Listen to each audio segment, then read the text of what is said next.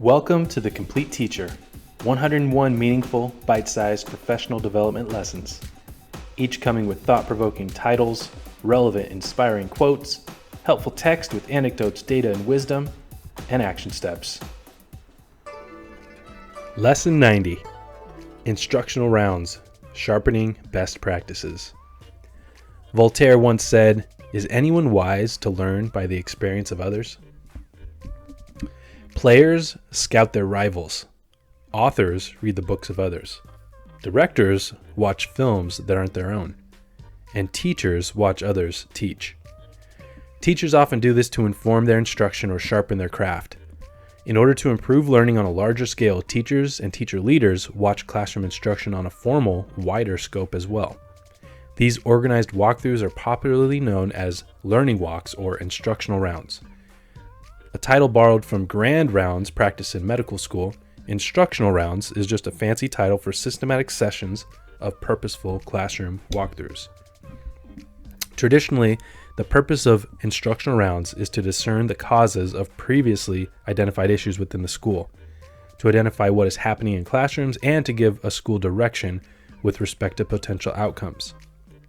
The subject of instructional rounds might be open-ended, or might include any number of specific elements in the classroom, such as learning objectives, gradual release, differentiation, modeling, wait time, rigor, critical thinking, checking for understanding, student engagement, classroom routines, structured student interaction, pacing, or transitions. Instructional rounds can happen district-wide, school-wide, department-wide, or even just between a few individual teachers. And although instructional rounds is conventionally district-driven, grassroots instructional rounds occurs as well. In fact, when teachers are motivated to do instructional rounds, they're usually highly motivated to help their students and promote positive changes within their respective spheres of influence. I have been part of instructional rounds at all levels, from district-wide initiatives down to just a few teachers. I have seen instructional rounds that were largely unsuccessful and rejected by staff, and I've been part of instructional rounds that was tremendously successful and transformative. If you're looking to pioneer or partake in instructional rounds at your site, consider these points of suggestion. First, if you want teacher buy-in, instructional rounds cannot and should not be evaluative. I loved hearing the motto, "Look down, not up," as a guideline. This suggests that the subject of instructional rounds is what students are asked to do and how they respond, as opposed to a focus on the teacher's instruction. I was once the subject of visiting instructional rounds teams that gave me a score of 0 when measuring a posted learning objective. Little did they know that our class covered it on the slideshow just before the instructional rounds team walked in. I knew it wasn't evaluative, but it still didn't feel good to get a 0. Many of my colleagues were similarly turned off by that part of the process, and the instructional rounds efforts fell flat. Second, it is important to be realistic with instructional rounds goals. Don't focus on all 13 examples listed above. Choose 1 or 2 or 3 at the most. It would be overwhelming for both the observers and the observed if a long checklist of items was part of the process. In the case of instructional rounds, depth is better than breadth. Trying to be the jack of all trades makes you master of none. Using a standardized form to take notes also assures common points of focus for observers. Keep it simple, focused, and realistic. Third, break it up in order to put it back together.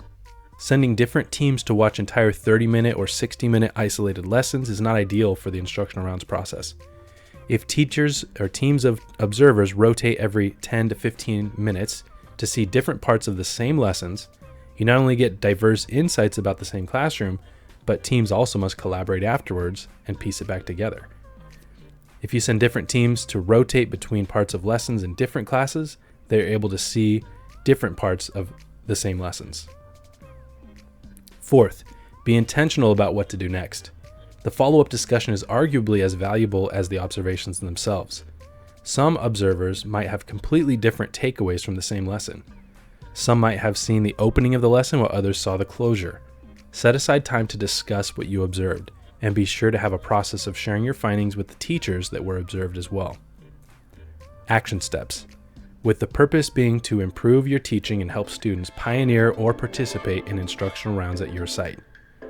Make sure it's non-evaluative, has realistic goals, encourages collaboration, and has next steps in mind. Need a copy of all the Complete Teacher lessons on slides? Looking for an e-reader or physical copy of the Complete Teacher? Want to browse thousands of other top-rated engaging resources? Check out the links below.